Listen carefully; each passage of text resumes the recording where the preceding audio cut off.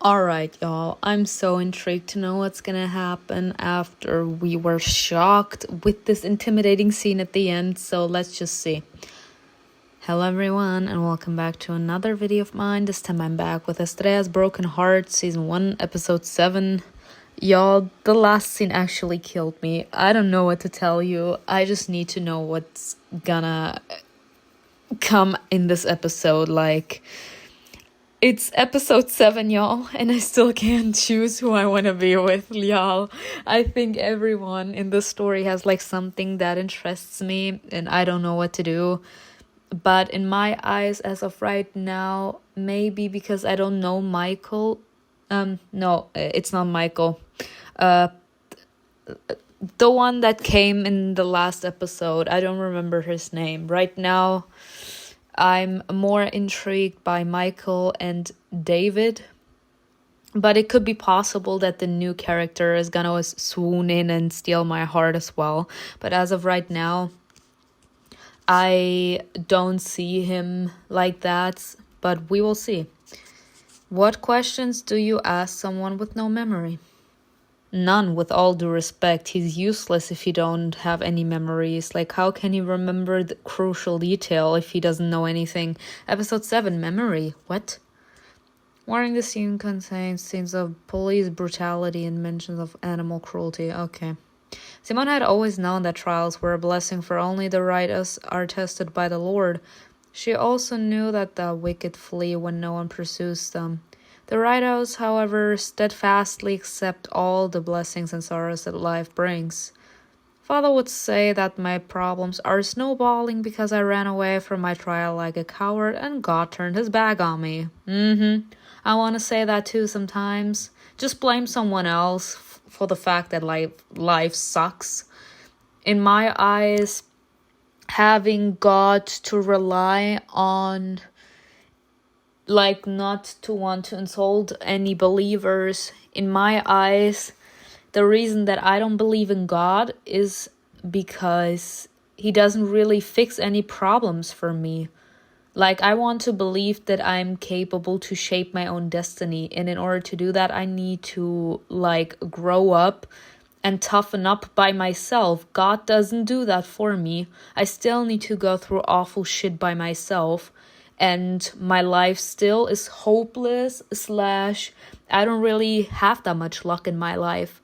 So having God on my side or not, it didn't really like paint my pictures in color instead of just black and white. So I still only was capable to rely on myself. So that's why I don't believe. But it's too late to turn back now that my troubles have taken on flesh, blood, and even a name. The Beast. The Beast? Did I forget something? I just played the last episode yesterday. Felonia monotonously told MIKAEL what little information they had been able to find out. Our suspect's name is Philip Moore. No criminal record, not even a parking ticket. From time to time, MIKAEL interrupted her monologues with clarifying questions. Whenever he did, Simona would meet Felonia's awkward, concerned gaze. She's wondering if I'm going to tell him myself. The police couldn't interrogate him? No. He's too agitated to be formally questioned or charged. He won't be able to stand trial tomorrow in this condition, so he's been transferred to the hospital for now. I mean, but that only shows that he is... psychosis. Like, he's showing signs of psychosis. Psychosis is when you are not aware anymore of what's normal and what isn't. Now, normal in general, if someone says I'm crazy, then they are demented, okay? Because actually being yourself is not considered crazy. So I think I need to amplify what I mean. When you have signs of psychosis, you aren't capable to behave normally, as in to point an example in here. You don't want to kill anyone. You don't want any unnecessary bloodshed. And a person that suffers under psychosis, they have the tendency to not really have that feeling. You can imagine it like a someone being a psychopath. They don't have any sympathy. They believe in what they want, and they don't care who they hurt in order to get what they want. You can imagine it like this, so they don't truly understand. And a person that suffers from psychosis, like I'm actually using the form of psychosis, they don't really feel physical pain. All right? Because like their tolerance to pain or like their trauma has reached completely its peak. There's nothing someone can do or say that can actually help them get out of that traumatic state. I mean, 1,000 hours of therapy session maybe. But as of right now, he's in unstable conditions and he can't be left alone. Actually, he can't take care of himself. He always needs someone that makes sure that he doesn't kill himself or others, if that makes it more visible for you what I mean. Which one? The psychiatric one. Yup. With no regrets. Because it's not normal for someone to actually feel true happiness by actually ramming their head against glass. He was bleeding. There was blood coming out of his forehead and he was grinning his ass off, laughing at us. And a closed ward with increased observation. Yep. In other words, mental institution. The nut house. The familiar name was a trigger causing an immediate panic attack. Someone you worked there, didn't you? Michael's gaze shifted to the evaluator.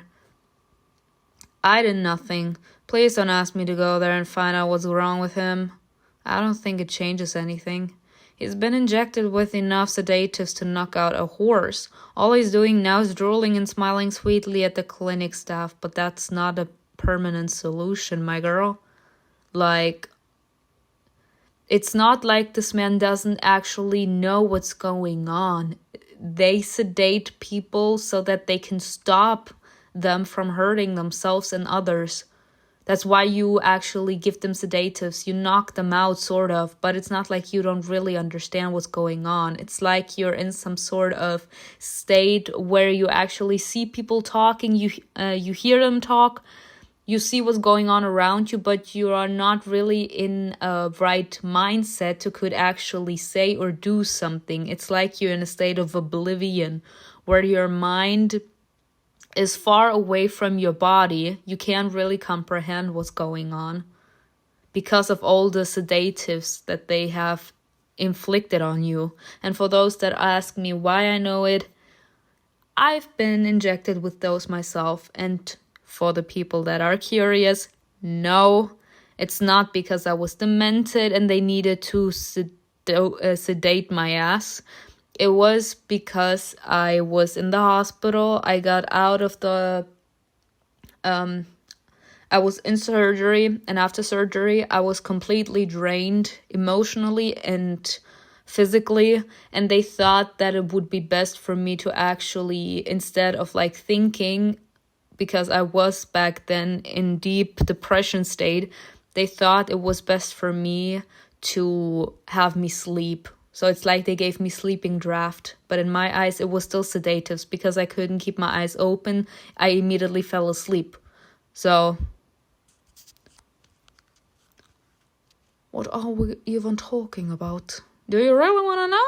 Cassie's irritated voice cut through the air, drawing everyone's attention. This is the first time we've caught a killer who leaves this mark, and we're just chatting about him in the living room. Where would you like to discuss him then? In your bedroom? You know what I mean. No, I don't. Maybe I'm just slow today. I could be trying to strangle himself with his own tongue right now. Then we'd end up with nothing again. Cassie's words made sense, and everyone knew it. Their cautious silence spoke volumes. Before more, everyone they managed to catch committed suicide before they even got to the police station. That, though, well, if they are that worried that he could actually slip through their grasp, why don't they, I don't know, take them here? Catrata, Simona, you're coming with me to Gotham. What? No one will let you see him. Moore won't kill himself. At this point, no one will let you see them, because especially if everyone has like seen what this man was doing in the interrogation room, they won't think that this man is stable for anyone who could be in the room. That's like safety precautions for him and for us. Simona pulled herself together and gave her voice an icy, rigid tone. Even if I still work there. Like I said, Moore has been sedated and can't string a sentence together. At the very least, we have to wait until he comes to his senses. Cassiel's expression made it clear that her words were turning the gears in his head. All in all, I don't think this is a good idea. Sitting and waiting doesn't sound any better. He's right. He is, but they need to, like, have connections with the hospital that this man has been put in. They need to let them know when this man is finally out of his sedative state. Maybe they even need to tie him to the bed if he's that much of a threat to himself and to others, and then they need to talk to him. Maybe they need to do what the nice general and Anna and Greg did to us back in the day. Yes, I forgave Greg. That's not shame to Greg. But still, all three of them were involved. Like, they need to ask them how they did it. Like, to get into this man's subconscious. It seemed like Simona was digging herself into a deeper hole with every word she spoke. Yeah, because she's suspicious. Why don't you want to go back? Fortunately, Felonia came to the rescue. But by pulling her out of one hole, the police officer immediately pushed her into another one. Thank you, one. Simona won't go to him. Why? Because Philip Moore recognized her, and apparently it was Simona that triggered his episode. Or whatever happened to him. Excuse me? I mean, David would know. David was with us. He was the one to shoo him away. Without showing any surprise, MIKAEL asked coldly. Was he a patient? No. He tried to introduce himself to me at a club. That's hardly a coincidence. Simona tried to read the emotions on Michael's face, but his expression remained inscrutable. That's why this man is unpredictable, bitches. Take notes. It's the cold ones, like the ones that don't say much, the ones that are always calm and collective. They are the real bitches. Because it's like, they allow everyone around them, like, to get their anger out of their system because they know that when they explode, it's worse. It really doesn't seem like a coincidence. Especially not that we were hit on by this bitch and then suddenly he's in a prison cell. At the very least, Philip Moore and my unfortunate patient have something in common. They both await the coming of a beast. And whoever this beast is, whether a person or a metaphor for evil, it means a lot to them. What did Moore say to you? He spoke about the beast. Do you know anything about it? I'm afraid not. MIKAEL remained silent. It was as if he giving her time to gather the courage to confess what she couldn't bring herself to say. If I say that my patient threatened me, he'll definitely figure out that I was dishonorably dismissed from Godlam. I need to accept Malik's offer. He will help me and clear my name, and then I can tell them everything. You mentioned that the mark these people leave is a symbol of evil, a symbol of the beast. Honestly, in my eyes, it will still backfire, because imagine if this process of actually getting our degree back and everything will be like a long time thing. Sooner or later, they will find out. They can call it whatever they like. The main question is what significance you hold for them. And how on earth does Philip Moore know you? What difference does it make how he knows her? What we should conclude from all this is that Simona should stop hanging out with suspicious people. Suspicious people like you guys, period. At least until we figure out what Simona's connections to them is. So no adventures for now, little witch. There's a dubious adventure here every day. How am I supposed to work then? You can work with me, right? Honestly, y'all, I can't. It happened. David grew on me. I love this man's bitch ass. But not alone. They want to lock me up at home? This is ridiculous. I don't think that's necessary. Honestly, I don't think that's necessary, bitches. That's fine. Who knows how Philip more knows me? And he'll be behind bars tomorrow, so why all the caution? Simona. What? His soft, soothing voice stopped her mid-sentence. No one is going to keep you confined to the house or watch you every step. But you can't blame us for being overly cautious. I think it's cute that they are worried about us. Like, of course, it's like their sense of duty kicking in too, but I mean, they live here. They want to make sure that everyone is safe. I don't want to specifically say that they are worried just about us, but about each other too. Like, this is supposed to be teamwork. We're just as concerned as you are. Yeah, I can tell by your consistent, impassive faces how deeply concerned you all are. I mean, they know how to cover it up, like they have to. The killer's clearly interested in you, and he's definitely connected to a group that is leaving those marks on the bodies. Isn't that reason enough to be concerned? Fair enough. Interpreting her response as agreement, MIKAEL finally allowed himself to smile. Excellent, I hope that's settled. RAPHAEL, go with Felonia and find out where Moore lived, who he interacted with, and where he spent his free time. David, can you get into his ward quietly and find out what beast he's waiting for? Piece of cake. I'll be waiting for everyone in the morning then. Some night assignment these are. Maybe we should discuss the work schedule? CASSIEL, you stay home. They're making him my babysitter. Once they received their assignments, the team didn't linger. Felonia rushed past her without a word. MIKAEL approached RAPHAEL and they left their living room together as a leisurely pace. What the heck? I wonder where her boss is going. David couldn't pass her by in silence and paused for a moment. Huh? If you want to escape from CASSIEL, don't jump out the window, take the stairs, okay? This man actually taking it like what we did last time when we were in RAPHAEL's room. Instead of going like down the stairs or whatever, we prefer to jump out the window. I can't. Oh god, when will you stop bringing that up? Period. Okay, so, I love the story, me. Better yet, call me and we'll escape together. But stay here, like we can escape now. Like, MIKAEL already was like the bitch ass and decided to dump me. Like, you stay. Resisting the urge to suggest it right now. What the fuck? Y'all, I'm telling you, when I go on a huge ass explanation, I don't look at the screen. So by the way, so that's why I keep on cracking up when I continue to read. Simona smiled. Alright. Left alone with CASSIEL, Simona shifted awkwardly from foot to foot. I think I'm going to bed. CASSIEL reacted immediately. Let's go. Is he going to walk me to my room? Leaving her no choice, CASSIEL silently pointed to the door. He waited for her to go out, then followed her. The heck is going on? No resistant, bitch? At the door to her bedroom, CASSIEL stopped suddenly and stared at her expectantly. What? Is he waiting for me to say goodbye? Good night. What did he say to you? Huh? Oh, did he whisper that to us? Who? Mo. Simona hadn't planned on opening up, especially to CASSIEL, but the mystery of the moment and the intimacy of being alone in the house loosened her tongue. I think it's more like because we are close with this man. I picked so many romantic options with this man.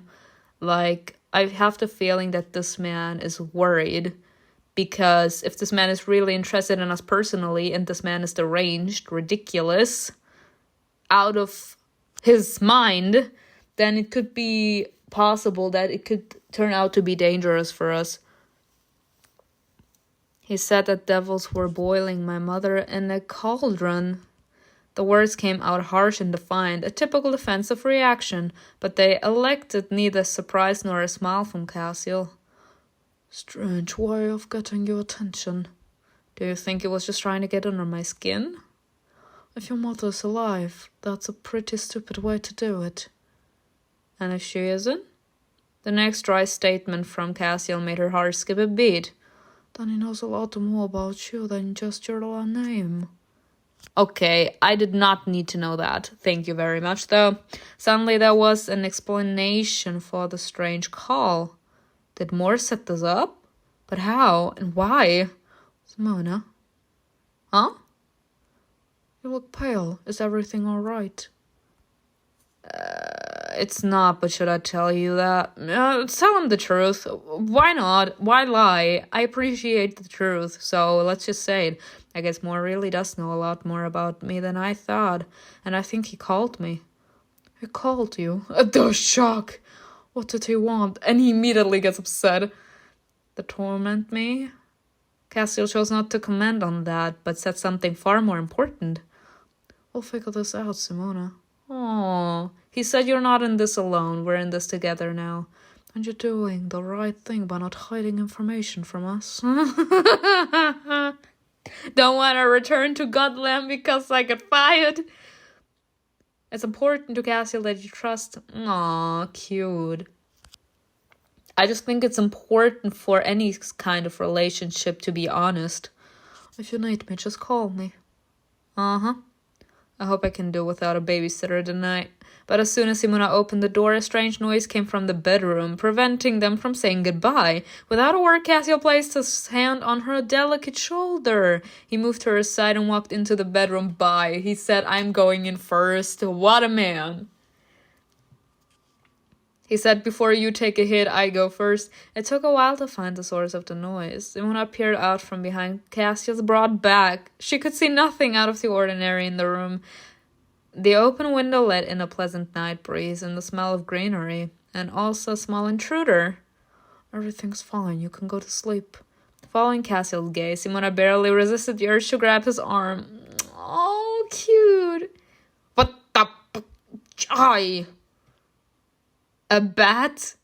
In the corner, clinging to the edge of the curtain rod with its tiny claws, hung a flying fox. Just as frightened as the room's owner was, it squeaked sharply, warning them that it was ready to defend itself.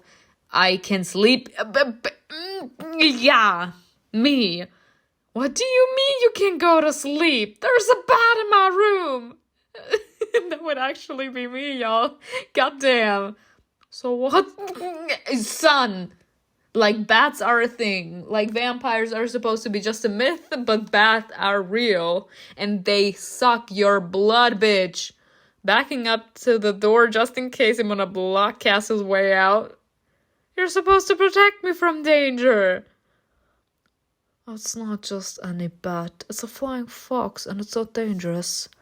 Ignore it and it will go away on its own. Nuh-uh. This thing is in defensive mode. I'm not willing to face its wrath. The sharp squeak gives Simona a sudden burst of insistence. Cassiel, please, it scares me. Y'all, honestly, lie to me. Like the women in my comment section, lie to me. We are doing this. Like, especially like spiders or like bees. Leave. I can't be in the room if that bitch is not out. Not really believing that this cute creature could truly scare anyone, Cassiel stared at his colleague. The raising eyebrow. I'm going to sleep in the living room if you don't help me. I will not stay in this fucking room. I said my piece. With a resigned sigh, Cassiel looked around, trying to figure out the best way to catch the creature. If you're really scared, you can wait in the hallway. Aw, how will you catch it? I'll wait for it to calm down and help it find the window. Alright, I hope he knows what he's doing. Help Cassiel. Why not? We need to be strong bitches. I'll help. What should I do? Cassiel raised an eyebrow in surprise and reminded her. But you're afraid. I am afraid, but I sure as hell need to see that bitch leaving. I'm afraid for you too. Aww. Clearly not knowing how to react, Cassiel went still. Yeah, we're worried that it could attack you too. Bitch, let me be. I'm worried. This thing is a bitch. The irritation that had been building all day suddenly melted away, broken by a single sentence spoken out of emotion. It was ridiculous because of the situation, but also too sincere to laugh at. Fine. Open the window wider and try to ignore it. Glancing warily at the corner of the room, Simona almost ran to the window. Again, me. She threw it open so wide that the frame creaked in protest. Just don't fly out until I'm out of here. As he watched the nervous way his colleague moved, Cassiel momentarily forgot the main reason he was in the room. Of course you would think it's so cute. Like, especially those that are, like, emotionally a little more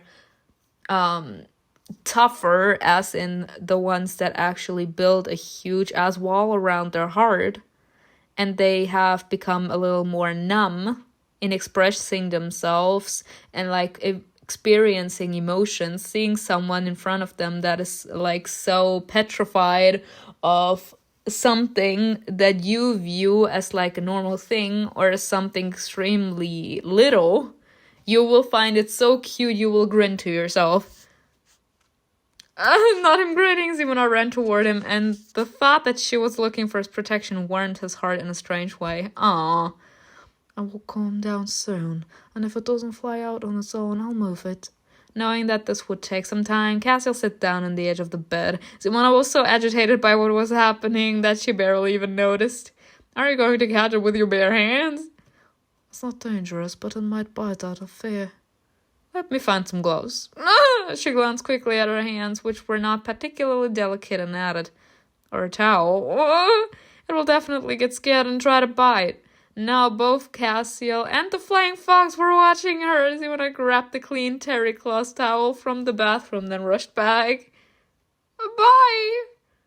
Here, take it, but be careful. Cassiel nodded and glanced at the flying fox. As it read his thoughts and did not want to get caught, it decided to make its way out on its own. As it left, it swooped down on them as if to thank them for their hospitality. When she saw the frightened creature approaching, Simona shrieked and squirmed. The moment she shut her eyes, her imagination whispered that the fox was already tangled in her hair. Flailing her arms, Simona tried to leave the room. What got about the bed that was in her way? Bye. She tripped and fell onto the sheets but didn't stop swinging. All she could see was the snarling face of the winged beast. Fighting off an imaginary foe, Simona suddenly realized that she was not on the floor but on the bed. She was kneeling on the bedspread with Cassie laying half beneath her, dumbfounded by her behavior. Is it on me? It's on me! Get it off! Get it off! Unsure of where to put his hands, Cassiel rested them on the Y'all, I'm sorry, the situation is so funny. He tried his best to ignore the fact that Simona was literally sitting on him. Please, straddling him, not sitting on him. Simona. His voice didn't reach her ears, so he had to use his hands. Gently, Cassiel grasped her slender waist. He was about to lift her off him, but then for some reason he didn't. He likes to have us on top of him. He likes to be ridden. He wants to be ridden. Now that's something. It's gone, you're safe. The smug grin is what does it to me. Simona opened her eyes wide and looked around in fear. No one had tried to bite her. Her hair was lightly disheveled, but the flying fox had nothing to do with that. Simona lowered her eyes in sight and relieved and placed her hands on Cassiel's chest. God, you have no idea how scared I am of bats. Cassiel propped himself up and forced a wry smile. Oh, I got that.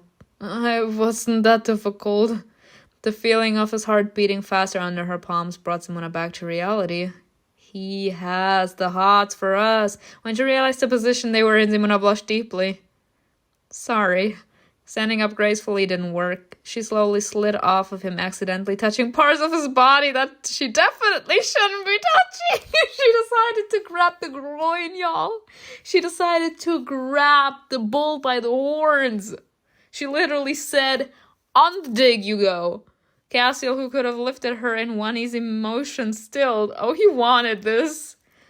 He let go of her waist only when her feet touched the floor. How embarrassing. No, you know what? I'm living. I'm living. If a man is actually showing me that he likes it, I'm living. To her horror, Simona realized that she was getting flushed not only because of the situation, but also because of the heat spreading through her. Her body burned, reminding her of Cassiel's tense muscles and deep breathing, and how fast his heart is beating. It's all right, Simona. His slightly husky voice made them both feel uneasy. Yes, he was into it. In his haste to get off the bed, Cassiel nearly knocked a vase of flowers off the table. I'll go. Close the window. Yeah. If another fox flies in, I won't come to your aid. That's a lie. Yes, of course, right. Simona was dying of embarrassment. She would agree to anything just to get the source of this feeling out of the room as quickly as possible. Quickly surprising her with unusual awkwardness seemed to be of the same mind. Without another word, he slipped out the door, closing it quietly behind him. Oh, what was that? Cassiel will be plagued by the same question all night long. You better. Once alone, Simona suddenly realized how tired she was. Of course, now we actually got to suck him dry. We are allowed to have a little bit of freedom, right? She barely had enough energy to change her clothes and crawl under the blankets. Life's gotten too interesting, right?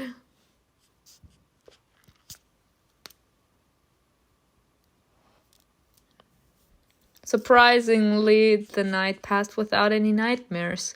It's like the bath took all the worries of the past day with it. After taking a shower, Simona put on the first outfit she could find. Okay.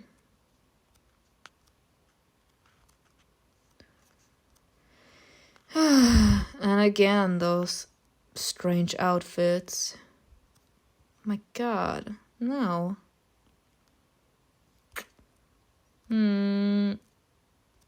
You know what? Go with daily grind. Since we love to grind on a man too.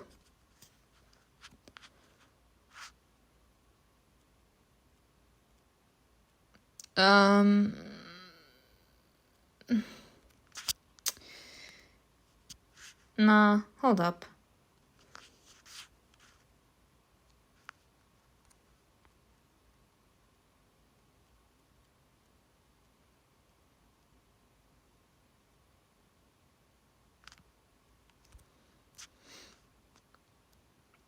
It suits the outfit so much. Excellent. Now breakfast. Simona hopped to find some of her colleagues in the kitchen, but the spotless surface indicated that she was the first one up. Everyone must be sleeping in after MIKAEL's night tasks. Fighting the urge to just have a cup of coffee for breakfast, Simona opened the refrigerator. Alright, what can I make with this? Oh, croissant. Ooh. I get everything. I'm very hungry. I'll make breakfast for everyone. Oh, cute. I'm sure someone hungry will burst in soon. Simona can remember the last time she enjoyed cooking this much. I'm always in a rush. Work, uni. It's so much easier to buy something on the go. Turns out it's not that hard to stop and treat yourself to something delicious. The smell of breakfast attracted the sleepy residents of the mansion. Oh, cute. So it's great that we did everything. Or rather, one resident, one guest. David entered the kitchen. Oh, David, finally. Felonia followed behind like a dark cloud. Good morning. A very good morning, little witch. David ran a quick glance over her and smiled dreamily. It's clear you love your job. You look fantastic. Oh, thank you. Sit down for breakfast. I made a few portions. Isn't she the best? Y'all, the husband treating himself to the wife's dish. Love this. The unexpected care made Felonia smile. Definitely better than all of you. Combined. Bye. Want me to make you some coffee? Suspecting that they had sleepless nights, Simona tried to brighten their morning in some way. Aw. Let me handle the coffee. Sit with Felonia. She wants to talk to you. Uh-oh. David gently nudged her toward the table, then began fiddling with the coffee maker. I love David. I'm gonna call him David, y'all. I regret nothing. No more David, it's David. Is there really something you want to discuss, or did David make me step away from the stove under false pretenses? There is. Did you manage to find out anything interesting about Philip Moore? Oh, I found out quite a bit. Maybe even a bit too much. He was like nowhere. I'm never ever gonna get all this trauma out of my head. Simona sat down next to Felonia and propped her head up on her hand. We discovered that Moore was indeed a frequent visitor to Godland. That explains a lot. Yes, but not as a patient. He was visiting another patient. I see. Did you get the name? Not only did we get the name, but we also know where he is, in an isolated ward. About a month ago, a man named Oscar confessed to a murder. Another ritualistic one? And this is where we need your help. He's in isolation, not in prison, because he doesn't remember who he killed or how. It sounded really strange, but not so strange that there wasn't an explanation for it. There are moments when we get lost, like we lose ourselves in a momentary situation because someone triggers or worse emotions, and we don't have enough control over ourselves. Like we're impulsive, we can't stop like our actions in that moment. The emotions are way too powerful for us, and we immediately like act on impulse without realizing what that could actually do to us. And then after the deed is done, we are horrified with what we have done, with what we were capable to do. And especially if it goes against our morals, or in general something that we would have never done if we were like in a calm state of mind. There can come times when we experience like temporary memory loss. In other words, PTSD, post-traumatic syndrome, where we forget what has happened, and no matter how hard you try to make that person remember, they just don't, because deep down they automatically forgot what they did and what happened, because subconsciously their mind thought that they weren't capable to handle what they've done. So in order to protect them from further emotional/mental damage, your mind decided to erase that part of you. And it will only resurface once your body or your mind has the feeling that you're capable to take it. Memory loss. Yeah, well, memory loss is quite common. There are a dozen reasons it can happen. And even more often, people will lie about having it because they naively assume that amnesia will lessen their punishment. A godland patient, you say? What was he there for? He had auditory hallucinations. Hallucinations. Ooh, that's worse. That's worse. But that also has to do with like believing. I wouldn't. No, now that I think about it, it could still be PTSD. Like we forget, of course, but now that I think about it, it could be PTSD mixed with psychosis. That's worse. Like when you don't really know anything about what's going on, and then still have those impulses to need to justify yourself or to kill yourself, to kill others. Interesting. Maybe it's just another one of his delusions. He would have been put back in the ward a long time ago if it wasn't for one thing. His neighbor went missing around the same time. It sounded so bad that it made the hairs on the back of Suna's neck stand up. Are you sure he really doesn't remember? He could be faking. He was tested for everything from brain disease to simple deception. They ruled out everything except dissociative amnesia. So total memory loss? Dissociative amnesia is memory loss caused by trauma or stress. Well, happens. I still say it's PTSD. When he first came to the police station, he tried to explain something, but after all the testimony he read, his mind got all mixed up. Now the guy doesn't even know where his fragmented memories end and other people's thoughts begin. I see. And how can I help? Do you know how to perform hypnosis? The unexpected request took her by surprise. Do I know how to perform hypnosis? Yes, but it's not recommended for Oscar. It's not a good idea to hypnotize someone in his state. I mean, it depends. Like, if he really is, like, deranged in, lost in his delirium, that it could actually have a very, very bad impact on this man's health. Like, his mental health could deteriorate even more, and any hope that he could actually find his way back to, like, the normal folk and release himself from all the struggles and find his way out of his state of psychosis, depression, anxiety, panic attacks, whichever way you want to look at this, will be completely zero. Like, you can only hypnotize someone that actually is, of course, like, this is always, it depends on the person that is sitting in front of you. Like, I can think you're normal, but another person might not think you are normal. They might think that you are a little bit unstable.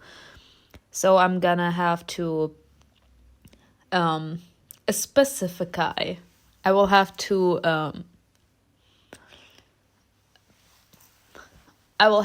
say it a little clearer. When you are mentally unstable, as in always antsy, not knowing where to put your head,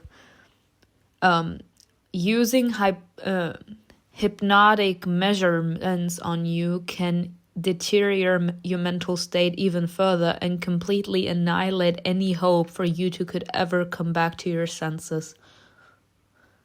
Now, if I'm mentally stable, or more like, let's say 85% stable, you can use hypnosis on me, because it's not really gonna cause me damage, as in too much, because I have my head wrapped around everything. Like, I am on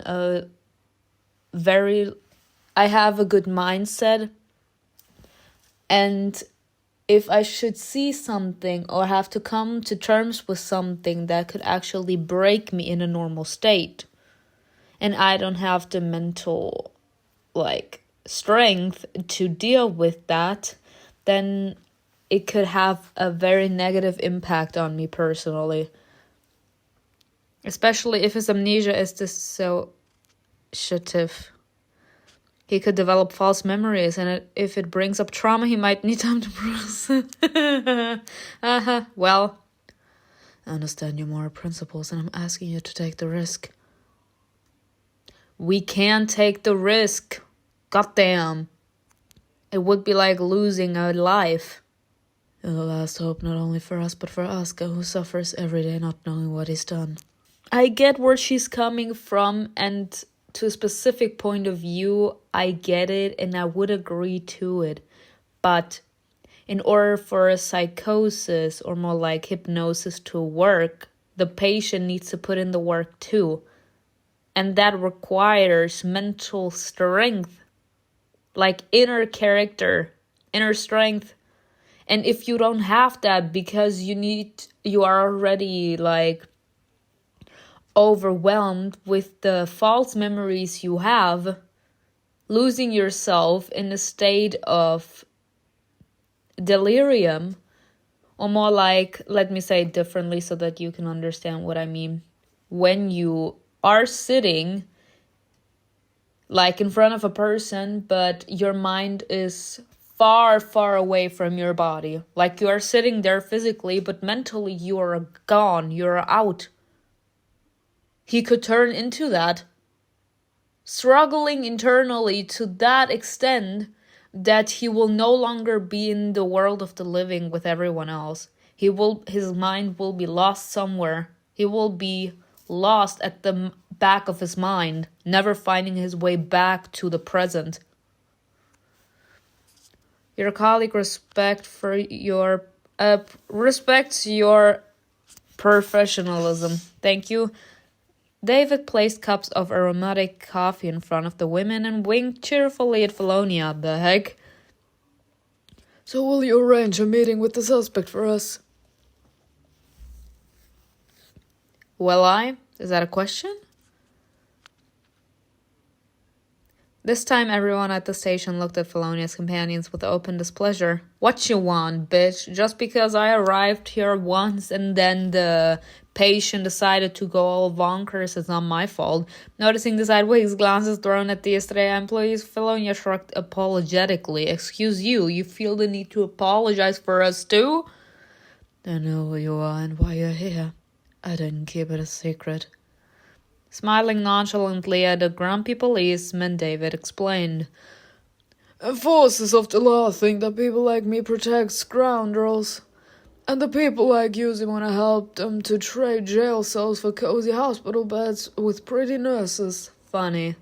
Simona couldn't find the words to defend herself. Well, that's just her job. And technically he does have a point. Like, people that are being found guilty of being mentally unstable, they are placed in a hospital because it's like the government's compassion wanting to give a human being the opportunity to find their way back to the world of the living, making peace with what they've done and like find their way back. And those that are deemed that are not suffering and they handled because of what they truly wanted, they are placed into jail cells. The irritated looks didn't bother her much. She was more worried about the conversation ahead.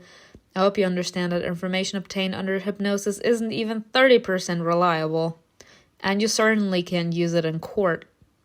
I don't really care what Oscar tells you. The main thing is to find out where he hit the body.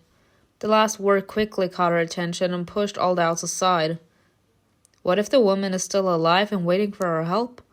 Trying not to think about the fact that a month had passed since her disappearance, Simona followed Felonia. I mean, if she buried her a month ago, she did. Once inside the interrogation room, Simona involuntarily glanced at the large mirror that hid the other room from view. Yeah. A one-way mirror. I didn't think I'd be back here so soon. Bye! The blood had been wiped off the mirror, of course, but Simona had no trouble visualizing it in minute detail. They hadn't repaired the handcuff mount yet.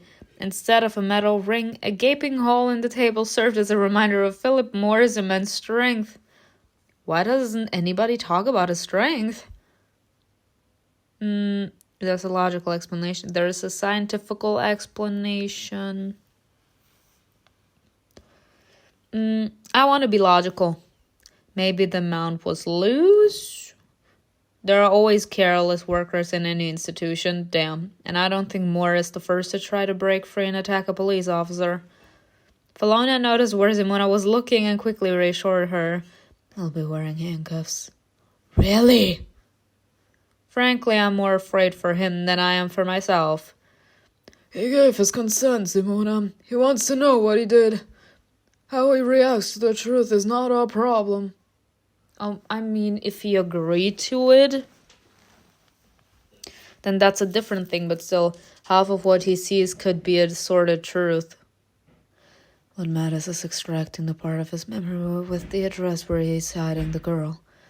There was no point in arguing any further. I'm already here, there's no turning back. If you want to conduct a hypnosis session, he doesn't need handcuffs. He should be relaxed and immersed.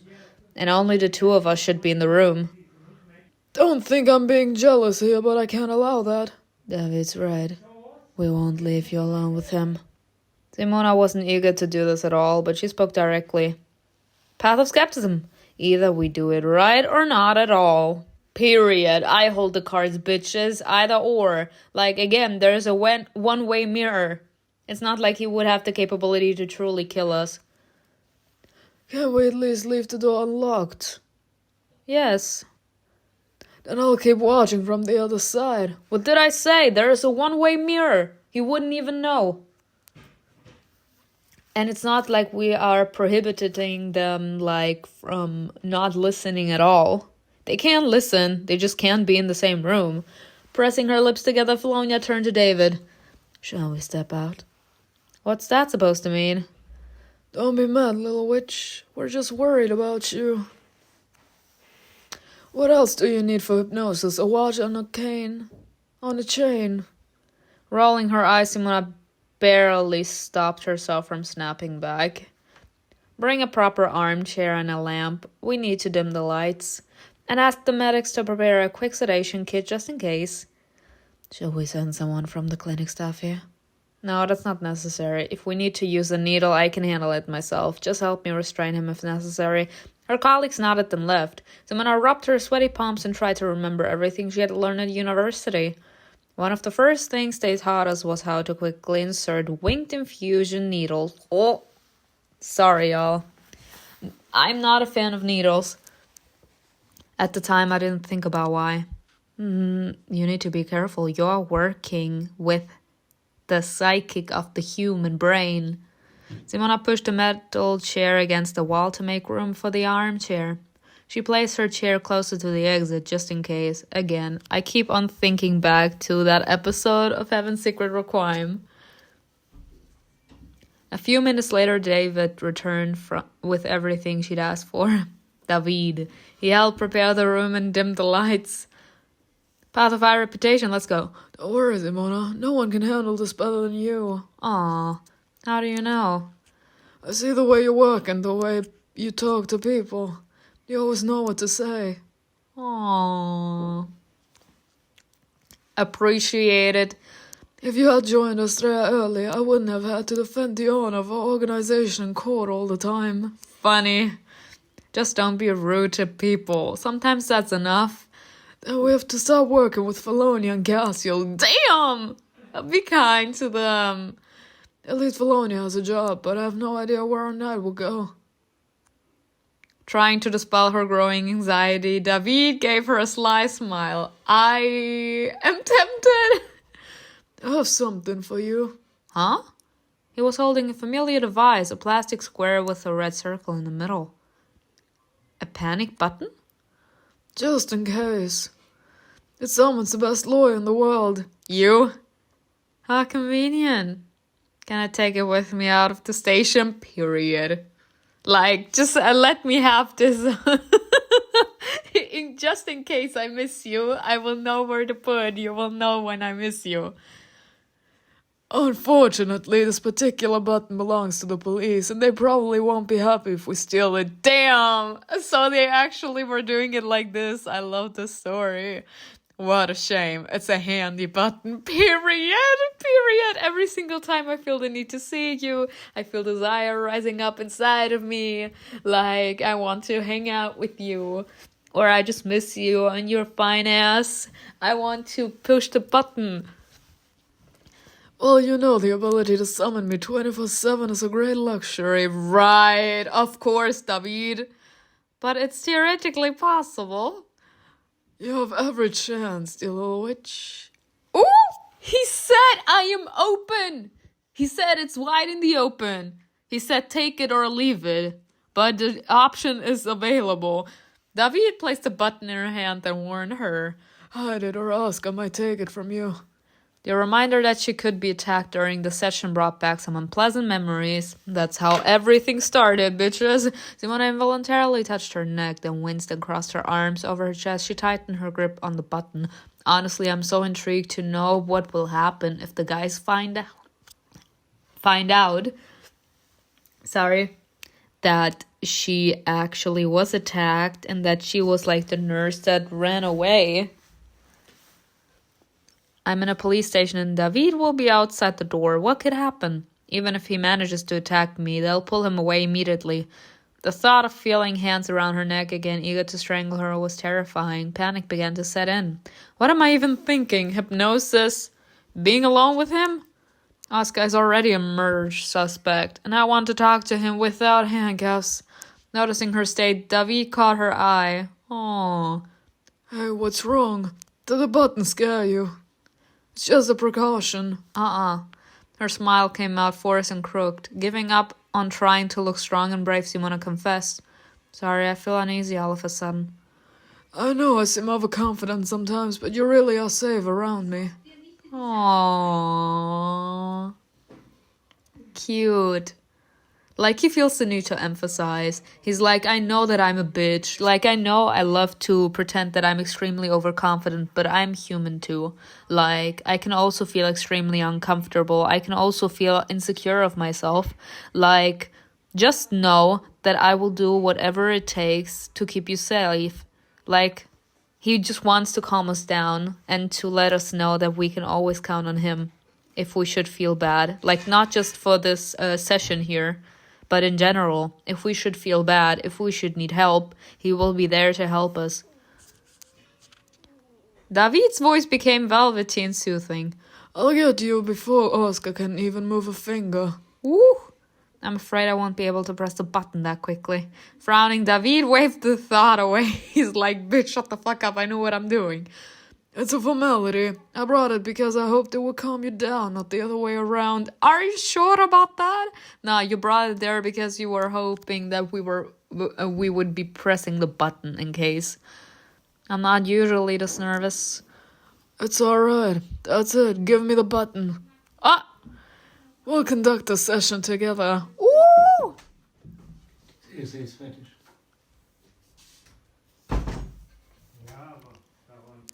David's confidence was infectious. I loved this. He was like, alright, you know what? Fuck this shit. I'm sitting down next to you. As she looked into his unusual serious eyes, Imuna really began to believe that he wouldn't let anything bad happen. He won't. He won't. Again, I love to like sniff out the real personality. It's okay, I've calmed down now. Really. David held out his hand and looked at the evaluator expectantly. Y'all, if you want me to continue to call him David, let me know in the comments. I'll sit quietly in the corner, I promise. I'm not giving it to you. Simona smiled at the frowning man and put her hands behind her back. Try to get it from me, babe. Don't make me chase you around the room, it's unprofessional. Well, bitch, with you I'm extremely unprofessional. Again, I want you to punish me. That's not really professional for me, and it's not really honorable either, but still, I want you to. A second ago, she was about to cry, but now she's wanted to laugh. I'm a bundle of nerves, oh yeah. But somehow David always managed to soothe all her fears. Love this for us. That's why she didn't want to give up so quickly. He motivates her. That's also a beautiful thing to look at. He, motivates us to give our best. Maybe suggest you try to take the button away. Yeah, try it, bitch. Why are you being such a baby, Simona? Because I want you to baby me. I'm the sugar baby, you're the sugar daddy. Punish me, daddy. I've been a very naughty girl. Reaching out, David tried to grab the button, but Simona dodged him. Try to get it from me. This actually reminds me of the scene in the club. Try to get it from me, David. It's not that easy to swipe something from me. You can't swipe me off my feet that easily either. It's easier than you think, really. I don't see me folding. I'm just not trying because I'm counting on your common sense. Right. My common sense has left the room ever since I started this series here. She wanted to reply to her common sense after when she crossed the threshold. Almost what the fuck is going on? Again, I love this fucking story. It's just saying everything I want to say. But that would have been too much. Nah, it's the truth. Oh, really? Try me. Simona clutched the button more tightly and backed away toward the table. Try to get it from me, bitch. David played along willingly, advancing menacingly. Oh, he's the menace. You won't even have time to squeal. I don't want to squeal. I want to shout. Simona knew that David wasn't really trying to take anything from her. He was just trying to distract her by playing along, and it worked. She wanted to tease him forever instead of returning to her frightening work. See, it's not that easy. Simona pressed herself against the metal obstacle and smiled innocently. I'm very innocent, alright? We're anything but innocent. And I just love when the people that are the most not innocent say that they're innocent. What about now? There's nowhere to run. I guess I have to give up and need to accept the punishment that awaits me. David stepped closer, making her press further into the edge of the table. Goddamn. Wrap your legs around his waist. His hands rested on the cold surface on either side of her, cutting off her escape route. An innocent joke had led them where they shouldn't have gone. No, we should have gone there. Alright, I wanted them to. Caught in the ring of his arms, Simona suddenly didn't want to play this game. Yes, I want to. With a clatter, the button fell somewhere behind her. If you lose the button, just yell and I'll hear you. Simona moved away from David and sat on the edge of the table. There was nowhere else to run. Overwhelmed with gratitude and tenderness, Simona didn't even notice that she had slipped her hands under his jacket and placed them on his waist, period. We wanted to touch his skin. She wanted to nestle against him to seek refuge from the world in his strong arms. Simona felt his muscles tense under the thin fabric of his shirt, his skin growing hotter. What are you doing, sweet little witch? David's voice had become slightly husky, blending tenderness with a rapidly growing desire. A desire Simona shared. She tightened her grip, pulled him closer. With a quiet chuckle, David complied, distracting you from the panic button. His hands moved smoothly from the table to her lips. Goosebumps ran down her body and the gentle caress. Holding her a little tighter, David pulled her closer and whispered in her ear, I'm leaving. What are we going to do? Let's close the cameras, let's put them out, and let's enjoy ourselves here. With the door open, please, because that will make the adrenaline pump even more. Everything swirled before her eyes. Words and thoughts became jumbled in a desire that drowned out all unnecessary thoughts. She enjoyed this feeling so much. We love to be in control. We love to be on top. All her troubles and worries faded into the background. David pushed all the unwanted thoughts out of her mind so easily with just one eager touch. The desire he aroused in her made her want to forget everything and give in. She wanted to lose herself. Oh, fuck no, he's not giving it. Nah, he is not winning. Now? When we cross the line. Oh god, how she longed to cross. Biting her lips, Simona didn't even try to find the right words. She just wanted what she wanted to say. I think mentally I've already crossed it. Yes. His out-breath burned her neck. His voice lower, driving her crazy. Oh, sweet Simona.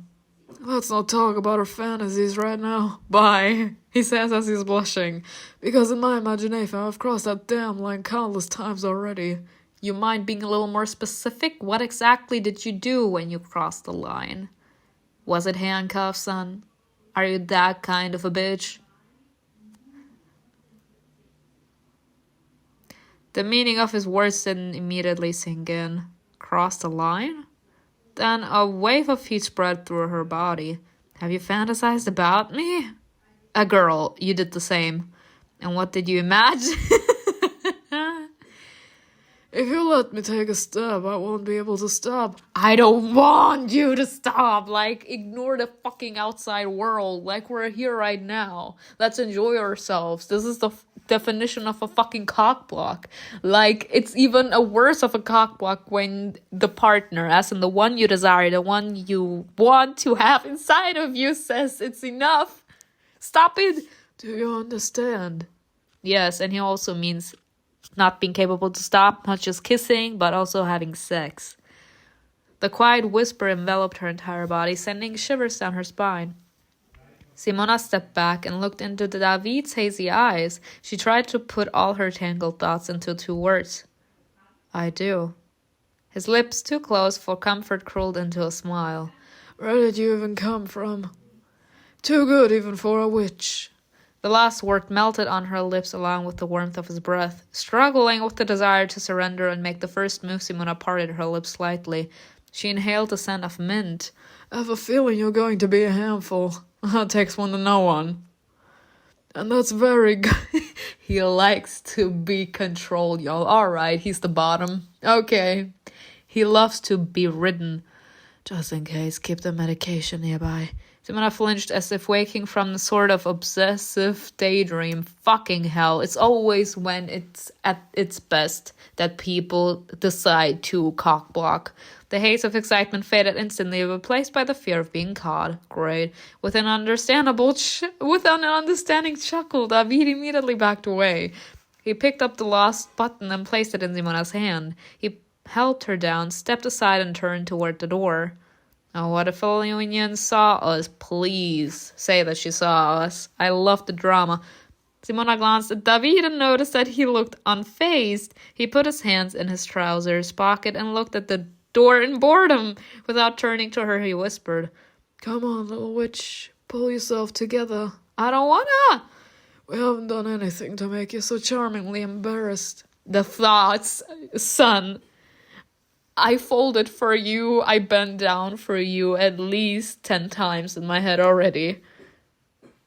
David definitely won't forget about this, will you? No. Oh, I need to calm down and think about work. Oh, fuck work. Let me be a hoe for once. The door swung open and Felonia burst into the room. Hello. Her gaze lingered on David and slowly shifted to the evaluator. Yeah, she knows. She frowned, clearly thinking about something but didn't say anything. Again, I played. Looks like Felonia suspects that something is going on between you and David because there is. Oscar entered the room with Felonia. He stopped at the entrance and looked around anxiously, waiting for instructions. Oh my god, said in the armchair. Her commanding tone made him shrink. He hunched his shoulders and almost ran to the designated spot. Yeah, it's going to be really hard for him to relax. As if assessing Oscar's ability to harm anyone, David let out a relieved sigh. Well, let's not bother them. He put his arm around Felonia's shoulder and nudged her toward the exit. Before he left, he turned and reminded Simona. I'm outside the door and Fel's behind the glass. Then addressing Oscar, he added, Behave yourself. He felt the need to emphasize he's like my woman is in here. Do not dare touch her.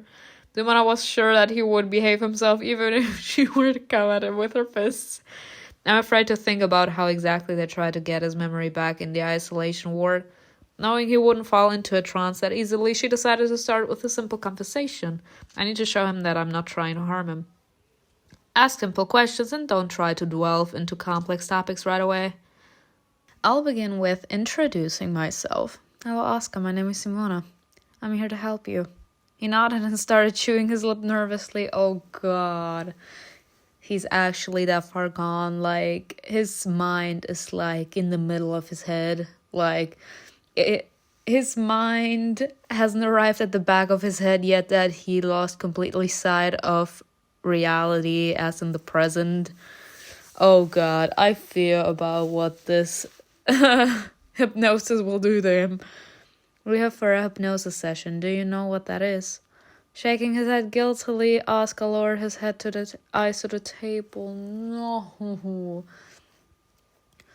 Only very roughly, sorry. Oh, God. My heart would shatter. It's okay, Oscar. Don't apologize. Should I explain what it is? In my eyes, he agreed to it. That's why he's here. I feel like he at least should know what exactly is gonna happen. Because in my eyes, that always so inspires trust. Explain. It's like a mediation. You'll immerse yourself in your memories and I'll accompany you. I'll make sure you're okay and guide you through the whole process. Oscar looked up and nodded again. Tell me, Oscar, is there a place where you feel completely safe? Not expecting the question, he opened his mouth in surprise but quickly regained his composure. Yes, the field behind my parents' old house. I always felt good there. Do you go there often? No, when we moved to the city, I stopped going there. Great, I need to ask a detached, simple question. A detached, simple question. When was the last time you saw your neighbor? Where do you live now? I mean, right now he's living in a prison cell. Okay, I wouldn't actually tap about the memory lapses part. Let's just say, where do you live now? I rent an apartment near the mall. Lily and I deliberately rented apartments near the mall because we have jobs there. Lily's your neighbor? Yes. We also lived next door to each other when we were kids, and when we left, we became neighbors again. Oh, Oscar, sometimes our own minds trying to protect us.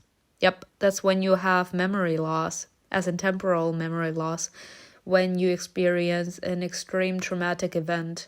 I did explain that before, if I remember correctly, where I said that you forget because your mind thinks that you are not strong enough to handle this because you're still under shock. You still have a lot of negative emotions that you have to deal with. And in order to prevent your brain from damage that you can recover from, your mind erases, or more like puts those memories to the back of your mind where you can't access to them. And the second you start to heal and you start to feel better and you're subconsciously think that you can handle those painful memories, they submerge again. They hide things that may have hurt us. Yep. The police want me to help you remember, but I have to ask you if you're ready for the possible consequences. Girl, for him to actually have completely memory wipe? I don't think so. Because the way that they're actually trying to force us to actually perform some sort of hypnosis on this man when he already has his mind trying to protect him from the possible damage. They should have let it to rest. They have no fucking idea what they're actually doing to him personally. Oscar swallowed loudly and began to speak quickly and nervously. He gasped for breath as if he was afraid of stumbling and forgetting the words he had spent many nights preparing. Goddamn. Lily's my only friend. When we moved to the city, no one wanted to talk to me. Everyone called me a dumb farmer. Lily never pretended not to know me when other people were around. She's a real one. And if I did something to her, I need to know. Jimena nodded and cleared her throat. All right, let's not waste any more time. Please close your eyes, Oscar, and listen to my voice. Oscar obeyed the request and squirmed in his seat. I need to. Okay.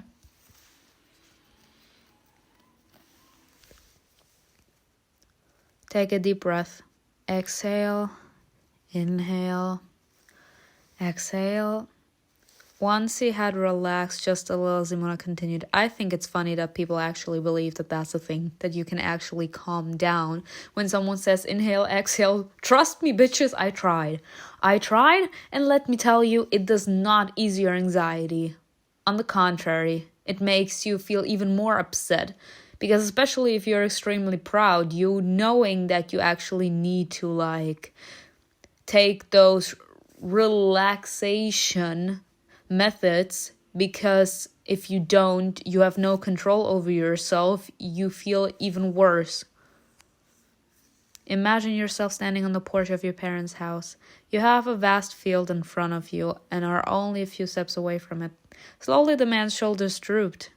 I'm going to count from 10 to 1, and with each number you're going to take one step down.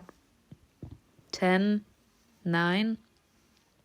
You feel a warm, pleasant breeze. You hear the soft rustle of grass. 8, 7, 6. The steps creak under your feet. 5, 4, 3. You grip the railing with your hand and feel its rough surface. 2, 1. The ground beneath your feet has become soft. You reach out and feel the tall grass tickling your fingers.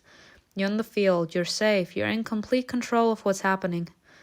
A childishly sweet smile appeared on Oscar's face. Aw, now think back to the last time you saw your neighbor, Lily. His smile grew a little wider.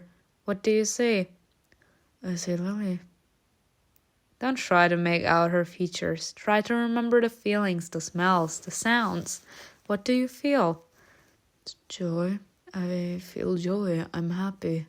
He liked her, maybe. And Lily? She loved him. We're talking about our boss. Where are you? We're in my apartment, in the kitchen. Oscar frowns. I'm in a hurry to find out why. What's happening right now? I had a doorbell. It's my brother. Looks like we're on the right track. We need to keep going. Do you have a brother? I mean, he just confessed. I feel like if we emphasize on this and he actually has a bad relationship with his brother, then he could actually completely lose himself in those hurtful memories and we won't be capable to get him out of it. We're expecting him to visit. I don't think that he did when he started to frown, realizing that. What are you feeling seeing your brother now? Loneliness. I'm angry. I want him to leave. What did I say? So he did not expect him to come. What's happening now? Lily's not looking at me anymore. She's only looking at Ethan. I want her to stop looking at him, stop listening to him, stop laughing at his jokes. Jealousy. Why? Because if she doesn't stop, something bad will happen. Something bad will happen because she can't stop smiling when she's around? Oh, I feel like... No, I need to emphasize what she feels and more like what I think him saying, because something bad could happen because he can't control his feelings when she's around. And like knowing that someone else is like capable to make her feel that kind of pleasure that only he wants to be capable to give to her. He actually feels extremely possessive and feels the need to like be the kind of guy to say, if I can have her, no one can. As in he kidnaps her in order like to only have her to himself, sort of, if you get what I mean. Images woven from shadows slowly filled the room, squeezing her chest with a sense of impending danger. She wanted to cut the session short so she didn't have to know exactly how the story ended. Are you angry with Lily? Yes, I want to hide her, lock her away, and keep everyone away from her. Don't tell me I'm this good, y'all. Don't tell me I'm this good with actually reading someone. This is actually intimidating. Oscar clenched his teeth and gripped the arms of his chair until they creaked. You have no control over this man's mind or over the session anymore, bitch. You did this to yourself. Like right now, he's in the middle of his emotions, in the middle of his trauma, sort of. Because what happened there was the reason that he felt the need subconsciously to hide those memories. So, him actually going through those traumatic moments that were too much for him, to the point that he felt the need to hide those memories. Now he's stuck in them.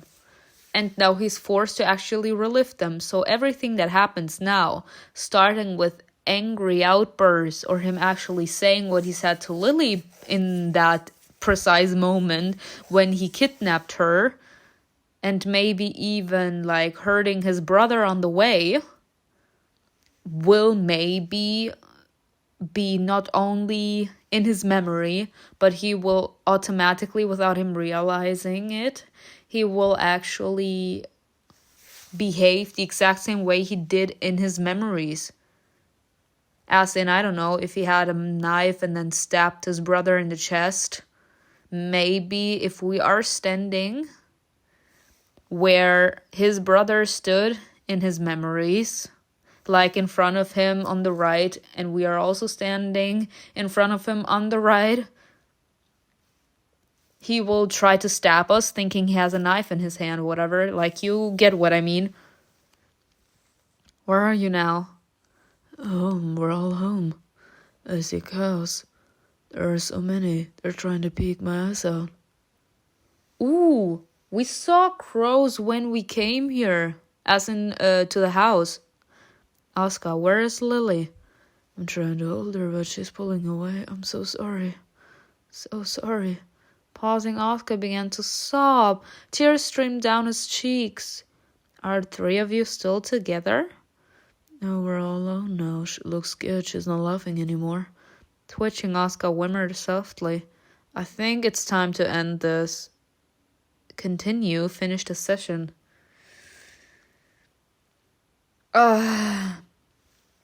Ladies and gentlemen, at this point I feel like I actually need to like offer like therapy sessions.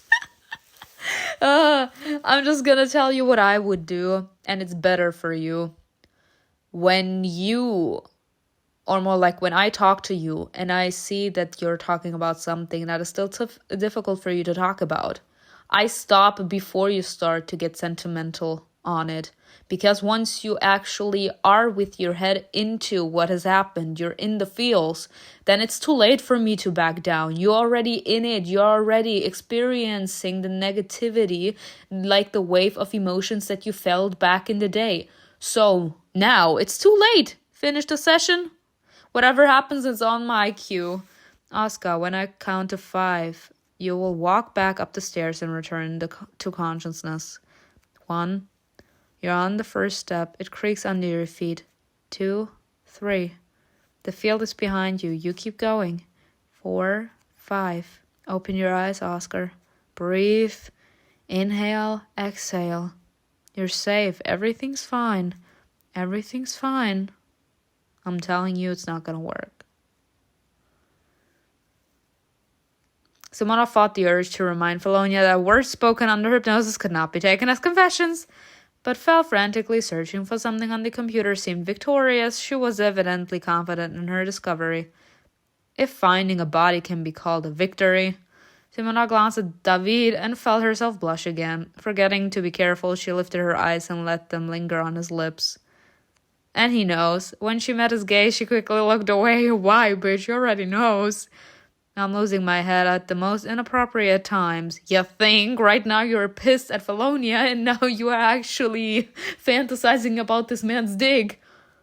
Maybe getting involved with a colleague really isn't the best idea. Girl, you're fantasizing about all these fine-ass men. Like, I'm picking every single romantic option there is since this fucking season started. Her stream of thoughts was interrupted by a bored voice. Looks like everything went well. Everything went perfectly. You better appreciate your colleague, David. She helped us a lot. We do, Fel. Personally, I think hiring her is the best decision MIKAEL's ever made. Right. Of course you'd say, oh, reputation, nice. No one could have done a better job than you. Your colleagues are proud of you. Wait, I really did it?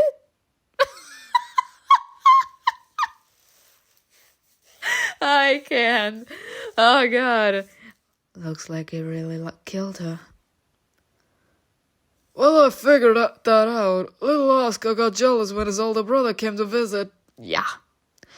But they didn't find any evidence in the apartment, did they? Absolutely none.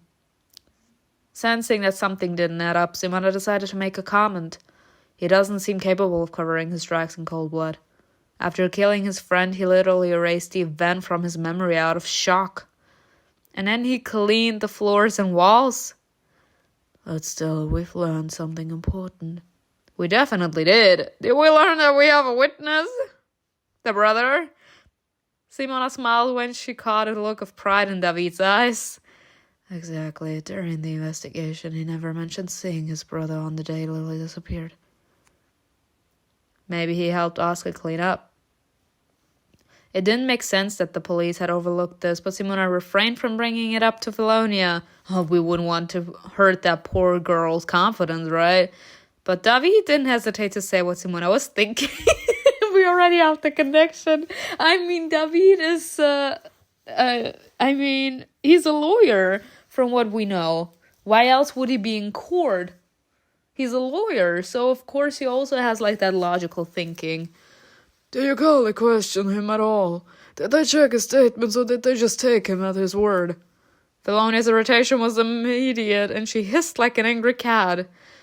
Why don't you ask the judge for a warrant to search his house?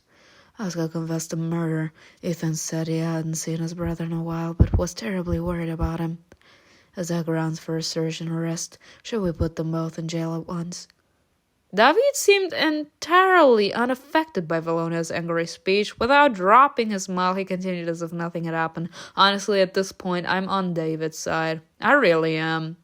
Like, he just says, girl, you're allowing your impulsive nature to get the upper hand. Like, you all already know I'm extremely impulsive, but I'm also extremely logical too. Like, when things become serious, even I lose, like, the willingness to be witty or taking things lightly. There are some things that you don't joke around about.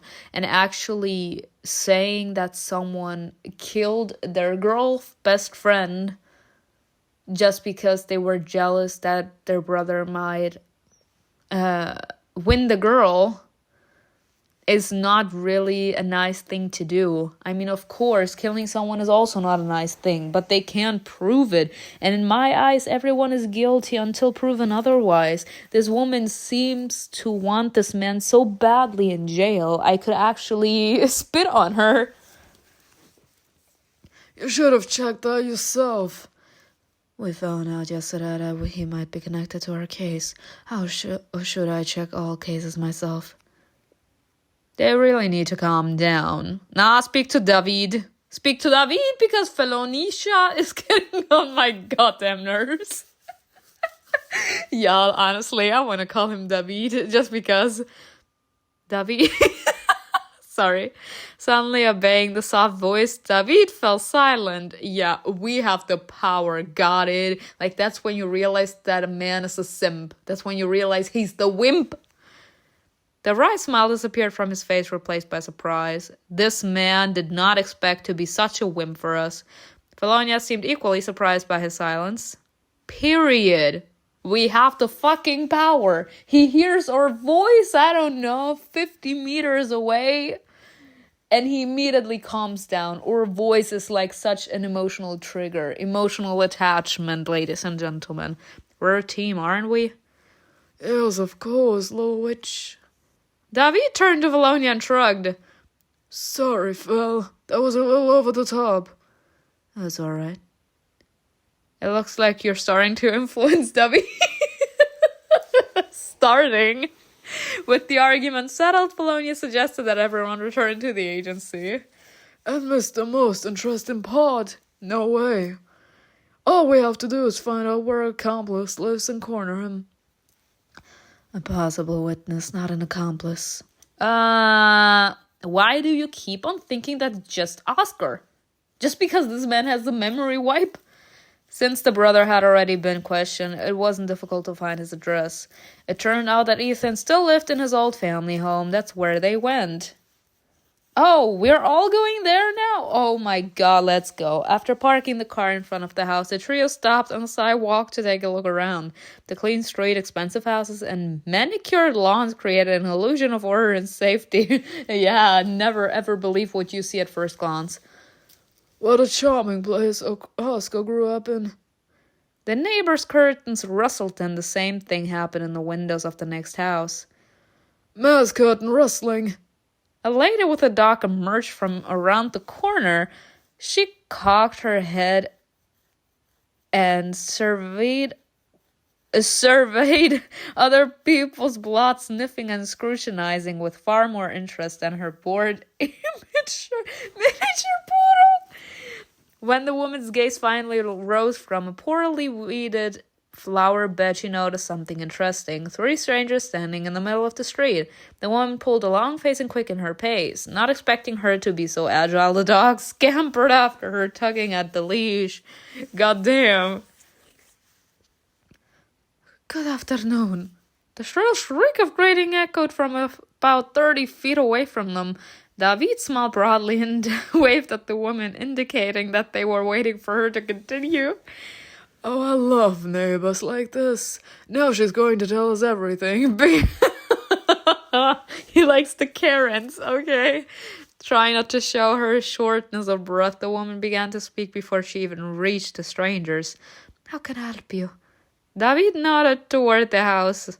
He had decided to reveal the purpose of their visit right away. We're looking for the house of the brothers Oscar and Ethan. Is this it? The woman nodded and threw up her hands. She had a look on her face that said she'd been waiting for this question for an eternity. I've been saying for ages that the police should take a closer look at the weirdo, but they don't care. The woman gave Felonia a skeptical glance and grimaced. No offense, sweetheart, but you're all terrible at your jobs. Period. You let her know. Felonia didn't look offended, but the woman felt compelled to apologize again. I'm sorry to say that nothing changes whether we appeal to you or not. With a meaningful nod, Felonia swallowed the words that threatened to burst out of her. Period. Silence, my colleague. Social skills are improving by leaps and bounds. That guy always behaved so weirdly. That's why I still don't walk my dog off leash. Do you know how many cats have gone missing in this neighborhood? Dozens. Then he got into religion and calmed down. The cat stopped disappearing. He tried to convert his brother, but it's completely ruined the relationship and they went their separate ways. Do you know that their neighbor Lily's missing? The woman didn't seem surprised. Well, she shouldn't have messed with him. Why did she get involved with that weirdo in the first place? Felonia didn't have an answer, but the woman was able to provide one herself. Clearly she got what she wanted. Death.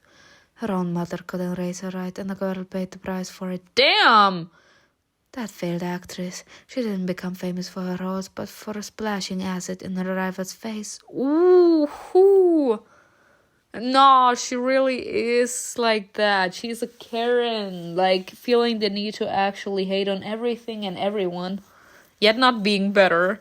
As if the rival was to blame for her lack of talent. Damn! Like, they be bitching at other people. So Daryl got involved with that guy. What kind of normal mother would let that happen? But they seem to be friends with Lily. Friends for sure. She fell for his handsome face just like her mother did back in the day. For the younger brother or the older one? Like mother, like daughter. Oh! Y'all, the disrespect! Maybe she didn't run away. Maybe she got pregnant and is hiding from her mother in shame. But what is there to be ashamed of? How old was her mother when she gave birth to her again? Well, apparently too young by your standards. Period. The noise brought out the homeowner, a young, handsome man. When the woman saw him, she smiled brightly. Ethan, good afternoon. You have visitors from the police. Surprised, the man looked at his neighbor questioningly, but she hurried away. Well, let's not wait for an invitation. Let's go. I don't think that we actually intend to ask him. With the guests seated at the kitchen table, Ethan began to make coffee. Every now and then, Simona caught him looking over his shoulder at her. What? But he was just as interested in Felonia and David. Okay. He placed the cups on the table and slowly shifted his bewildered gaze from one guest to another. It was as if this was the first time seeing other people. Okay. Did Oscar tell you that we were at his house that day? Trying to figure out what to say and what not to say, Simona remained mostly silent, letting Felonia do the talking. As usual, she didn't beat around the bush. She immediately declared that Ethan was suspected of giving false testimony. And false testimony might be the least of your worries right now. Uh-huh. Ethan leaned thoughtfully against the door frame leading to the living room and mumbled something unintelligible. Maybe I can get him to talk. God damn. They all trying to have me use my mental skills. It's evening. Like, well, I was asked in the hospital not to direct. Did you know that Oscar was in love with Lily? Why did Oscar move? They're all kind of like, God, jumping the gun. Do you believe Oscar is capable of murder? That could be a trigger. But I feel like... Did you know? I feel like that's interesting. I feel like that would make something loose. Yeah, no. And you weren't worried about his affection? The bigger question is, why didn't it bother Lily? You think he's capable of murder? I believe a lot of things. Why do you need to know that? I think Oscar confessed, didn't he?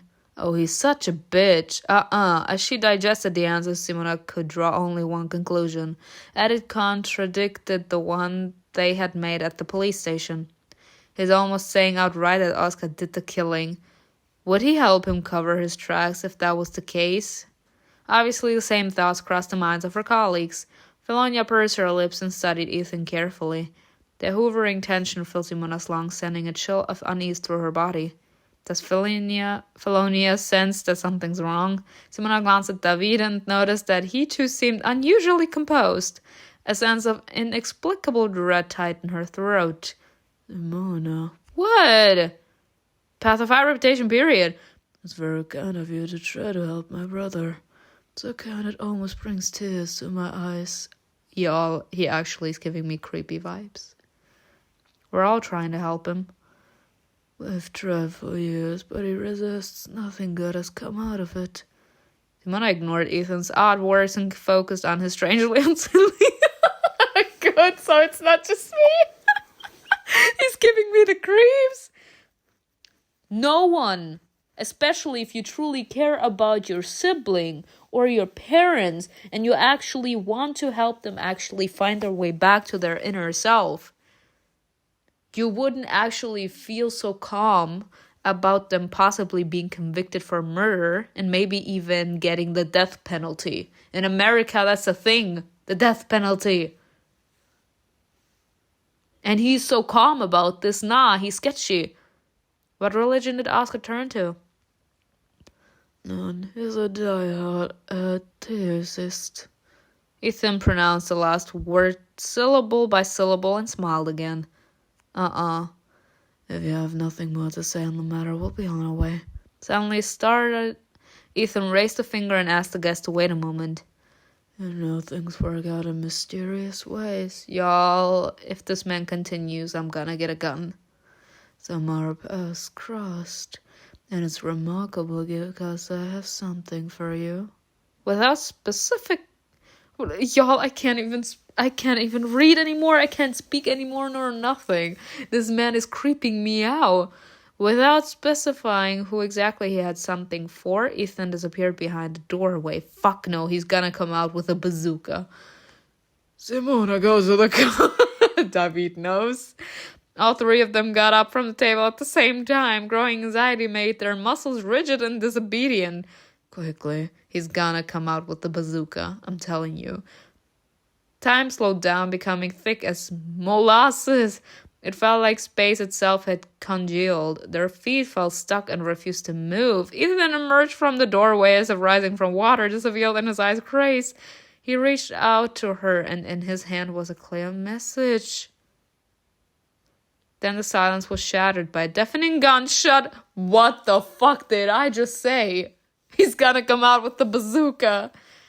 Another followed. Nah, his brother killed. As if awakened, time rushed by with incredible speed. I have the feeling that his brother came in because he was done with his brother's BS. He seems like one of the insisting believers, okay?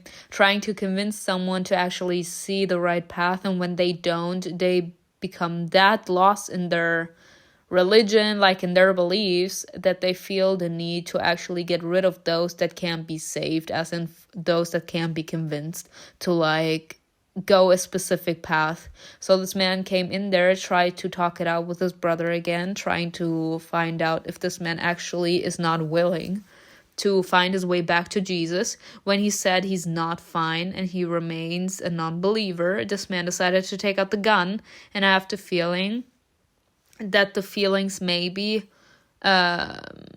were actually in both ways, as in it wasn't this one-sided love. Both of them had feelings for one another. So when she saw that Ethan tried to kill Oscar, she jumped in the middle, and this man, out of fear, zoomed out, and Oscar, trying like to save her, or more like was that much in shock that he couldn't do anything but like to hold her hand, or like trying to stop the bleeding, but it was too late. Like he shot a too important artery. He couldn't save her, and then he had blood on her hands and his handprints, like everything was on his body. And in shock, that can happen, like in the act of you going into a trance of shock, you can then already lose your memories, and then you are kind of like pushed by your emotion. You still do things more like a roboticness, if you get what I mean. Like you do things just because, like you're not actually comprehending what you're doing or what's happening anymore because your memories already have been erased, already been put at the back of your mind. You don't know anything anymore. And you just act out of emotion. But the gunshot was heard, someone called the police, and then Oscar was taken in. As if awakened, time rushed by with incredible speed. Simona didn't immediately understand why she was having trouble breathing or where the sunlight had gone. She tried to free herself from the darkness that surrounded her. The darkness receded on its own, revealing itself to be nothing more than David's tight embrace. He's protecting us, that bitch! Are you okay? More angry than worried, David took her by the shoulders and quickly examined her. Nah, he's a keeper. Y'all, David is winning. Simona was confused. She wanted to see what had happened to Ethan, but her eyes fell on David's torn jacket sleeve. No, he got hit. That bitch actually tried to shoot us because we felt the need to protect his little brother. And this man was like, he can't be saved, so you need to die too, because that means you're also not a believer. So he felt the need to shoot us, and David went in the middle. Are you hurt? Her voice trembled so much that David hugged her tightly again. Nah, David! He's my David! Even tighter, knocking the oxygen out of her lungs along with the panic that was building up. Oh, little witch, I'm fine. It wasn't easy to stand with her face pressed against this heaving chest. This man, he got shot. I'm telling you, he got shot, and the only thing on this man's mind was to make sure that we're safe and that we're not shot, that we didn't get hurt. Goddamn. David pulled away from her. His eyes flashed dangerously as he turned to Ethan, who was sprawled on the floor. Now it's dangerous. Y'all, I'm sorry. Replace David right now with Malbonte. Then you understand what I mean. You know what Malbonte would be doing. And David is actually giving me very much Malbonte vibes right now. He's slowly turning around to the bitch on the ground. Yeah. Felonia tucked her weapon into its holster and darted towards Simona. She placed a cool hand on Simona's face, forcing her to look into her eyes. Goddamn, y'all, at this point, I'm romancing all of them. Are you okay? I don't know. Hearing her trembling voice, Felonia pulled Simona closer and placed her other hand on her face as well. What did I say? Y'all, are we actually doing this? Not in front of the salad. David is the salad now. Felonia looked into her eyes and spoke in an even, calm voice. You okay? Do you hear me? Everything's fine. I won't let anyone harm you. Y'all, not in front of the salad. Simona covered Felonia's hands with hers and nodded. God, this is such an intimate moment, y'all. I'm sharing intimate moments with David, with Felonia. Right? Why not? Why not? Let us have our moments. After standing like that for another moment, Felonia broke away from Simona and approached Ethan. Felonia shot him. Simona watched the bleeding man and felt fear in every cell of her body. I need to pull myself together. The first thing Felonia did was press her foot down on the bullet hole in Ethan's chest. Ignoring his groans, David leaned over the rapidly palling face and barked in a voice that was nothing like his own. Who put you up to this? Gasping in pain and laughter, Ethan tried to push Felonia's foot off him, but she pressed harder in response. The beast. What? Who is he? Roaring with laughter, Ethan smeared his bloodied fingers across his lips as if sealing them shut. David's eyes flashed and his voice grew deeper and rougher. Oh God, he will not be having this. Speak! Simona flinched at the almost animalistic growl. Ethan suddenly began to talk. I don't know who he is. Maybe God. Ethan emphasized the last word and began to cough. He ignored the bloody foam seeping from his mouth and continued. We can't see him. We can only hear him. Oh my God. He's in my head. Grinning wildly, he tapped his weakened fist on his temple. Slowly, as if in a dream, Simona inched closer and squeezed out a question. Did the voice in your head tell you to kill Lily? Yeah, and he also told me to kill you. Right, thank you. He tells us all sorts of things, but only some fulfill their purpose, others don't. Is he talking about my patient? He didn't fulfill his purpose? The patient was already supposed to kill you? The man's eyes began to fade rapidly, his gaze becoming vacant. Simona stared at him. She truly couldn't understand who she had wronged so much in this life. Yeah, nah, girl, you need to make up for your sins of your past life. A sense of injustice rose in a painful lump in her throat. She wanted to scream and ask the dying Ethan why they had done this to her. But instead, she suddenly turned to her colleagues. It's unlikely that Ethan will regain consciousness anytime soon. I'm sorry, didn't she kill him? If the blood is actually seeping from his mouth, then that's not a minor injury. We need to call an ambulance. We don't need to do shit. I want to leave. Bye. This isn't the kind of job you dreamed of, is it? Oh, It'll be all over soon, don't worry. First we need to look around. Then I'll call my guys and they'll pick up the body.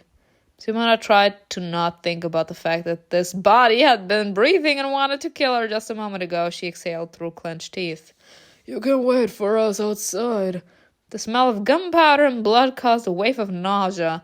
Simona realized that the last thing she wanted to do right now was rummage through Ethan's belongings. She nodded and stepped outside. It's the fact that they have no problem with actually leaving her outside. She sat on the porch and began to count deep breath in and out. Gradually, it dawned on her that the neighbor hadn't been talking about Oscar. She had been talking about Ethan. It was the older brother who had embraced religion and tried to involve the younger one. That meant that Lily's feelings were for Ethan. And when Oscar said they were at home with Lily, he didn't mean his own apartment. He meant his parents' house that they shared with Ethan. There was the sound of a garage door opening nearby. Cautiously peering out from her hiding place, she noticed Felonia inside. Simona brushed off the dust and approached her. Feeling better? Yes. Where's David? Downstairs in the basement. It's best if you don't go down there. Fighting the urge to see for herself, Simona asked. Lily? Yes, she's there. The lack of urgency or calls for an ambulance was a grim answer to Simona's unspoken question. And not just her.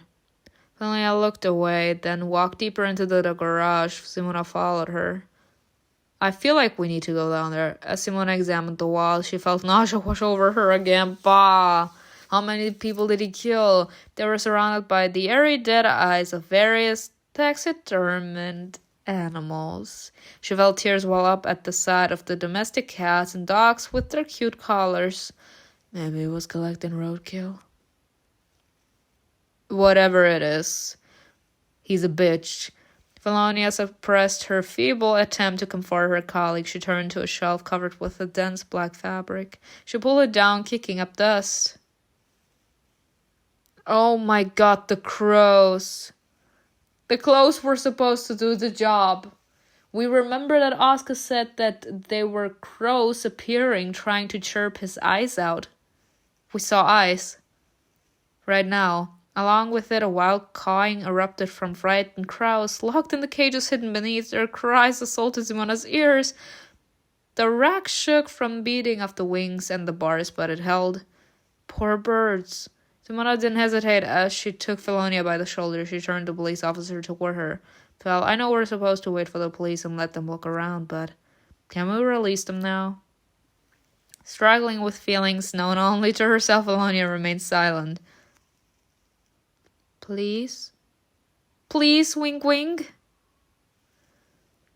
Understanding how much Simona needed it, Felonia finally nodded. She slowly made her way back to the cages. Carefully, so as not to startle the already frightened birds, the women carried the cages out into the yard and opened the doors. Simona watched each saved life fly away. She mentally returned to the garage, where those they hadn't been able to release remained. That's the last one. Felonia opened the cage and lifted her head to watch the disappearing black silhouettes. I need to thank her. Should I? I feel like I'm tapping into dangerous territories. Take her hand. Fuck it. Simona didn't know how to approach her. She quietly walked over to Felonia and stood beside her. She wanted to say how important this was to her and how grateful she was, but for some reason all words seemed to lose their meaning. They became too hollow against the vast sorrow that had gathered behind their backs. Simona couldn't see it, but she felt Felonia's hand close to her. If she reached out with her slightly trembling finger, she would touch it. Why do I want to touch her so badly? Because I'm a player. Because I'm a bitch. Because I'm a hoe. Because I'm a slut. Yielding to desires, Simona extended her hand. Y'all, once we want to have a dick inside of us and once we just want to ride someone else's face. I can't. We are too much. I'm too much. Yielding to desires, Simona extended her hand. Felonia flinched at the touch. She turned in surprise to look at Simona. Damn. Simona recoiled guiltily. She tried to find an excuse for what she had done. She took a sharp breath, hoping to explain, but instead of words, only a low, racked sigh escaped her lungs. Felonia turned away and stared back at the sky. Released into the wild, the birds had disappeared quickly. It was like they knew what awaited them if they came back. Or rather, what could have awaited them. Simona caught herself thinking that she too would like to disappear like that. She bit her lip. I should probably back away from Felonia so I don't make her uncomfortable. But before she could take a step, Felonia suddenly intertwined their fingers. Why don't we get a picture this episode? Now we get a picture. I could kill all of you.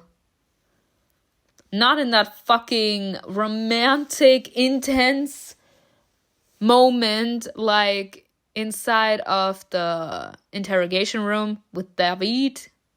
The cool touch of the woman's hand sobered Simona up and brought her back to reality. And though she continued to stare stubbornly at the endless horizon for a moment, it seemed to her that the world had closed in around them. It had become smaller, clearer, safer, as if there were only the two of them left in the world. That's why you enjoy the little things in life. Tearing her gaze away from the now clear sky, Felonia turned to the evaluator. She paused as if expecting someone to say something. Thank you, Fel. Felonia squeezed her hand a little tighter. They let go of each other, and only then did Felonia respond, her voice filled with a touching melancholy. Thank you too, Simona. You're welcome. You made Felonia feel something, but by the time David emerged from the basement, the women had put all the cages back in place. When asked if she needed help with anything else, Felonia tiredly brushed them off. David cast a worried glance at Simona, then summed up the situation. Our taxidermist went a little further in his mission than the rest of his like-minded comrades. Lily's still quite recognizable, which can't be said for the remains of the other victims. David checked the women's reaction and then continued. The mark of the beast, let's call it that, was only burned into her. And this is probably the basement where Oscar and Lily were a month ago. If Oscar saw not only Lily's death, but also what his brother was doing, it's no wonder he repressed the memory. I'll come, I guess, and tell them that Oscar's probably not guilty, and that we found the murderer, and that you killed him. Felonia turned away and spoke quickly on the phone. David immediately took advantage of the privacy to speak to Simona, but she cut him off mid-word. I'm okay, really. Not wanting to embarrass his colleague any further, David calmly turned to Fel, who just finished their call. He is beautiful. I love this bitch. Goddamn, y'all. David is winning. He's winning. I'm really serious. Like, he is extremely honest. He's capable to read between the lines. He is logical. He's capable to analyze anyone's emotions. And instead of shying away from the truth, he's actually firmly confirming things. Like, he's not letting any option open. And then he's sassy. He is savage. He's confident. He's got his act together. He's a menace. He got it all. So, any news? Everything's fine. I have some paperwork to deal with, but I think they're going to release Oscar soon. You did great, Simona. You saved a life today. Reputation. Nice. You didn't let Oscar believe he's a murderer. He ain't. David decided that it would be better for Felonia to wait for the police without unnecessary witnesses. He called a taxi for Simona himself, period. Let's make out in the back seat. While waiting for the car, Simona purposely kept her distance from her colleagues as if she was afraid they might hear her thoughts. At this point, hiding my past from them is not only stupid but also dangerous. I need to calm down and finally decide how to handle this. The plan was simple. Ask Malik's help and tell MIKAEL about the patient. But her stomach still twisted with fear. I'm so stupidly afraid of humiliation, but there is a much greater danger behind this. I don't know who wants to kill me or why, but it's too obvious that the night that it's happening. Simona felt a pang in the left side of her chest and clenched her teeth. For a moment she felt as if the mark of the beast was already on her, as it was on the chests of the victims. She just hadn't seen it yet. Oh! I didn't put it together. Right. Every single one that died ever since we started this series, almost like the story, was murdered in cold blood, and then they got like this strange sign burned into their body. And now 3 people have tried to kill us in order to burn that fucking mark onto our chest. The beast wants us for some reason. And I want to know why. Goddamn, and that's how they ended. Fine by me. Like, honestly, I can't. I really wasn't capable to put it together until now. I feel bad for her, though. Like, first, that bitch that actually cost us or license that were capable to be a psychologist. Then that bitch ass from the bar that we then even had in the interrogation room. And now Ethan. All of them carrying out the orders of the beast. I am weak. I am done. But we will see what the next episode will be like. I hope you enjoyed this video with me. Tell me in the comments below what you think was best. And I will see you in another video. Bye.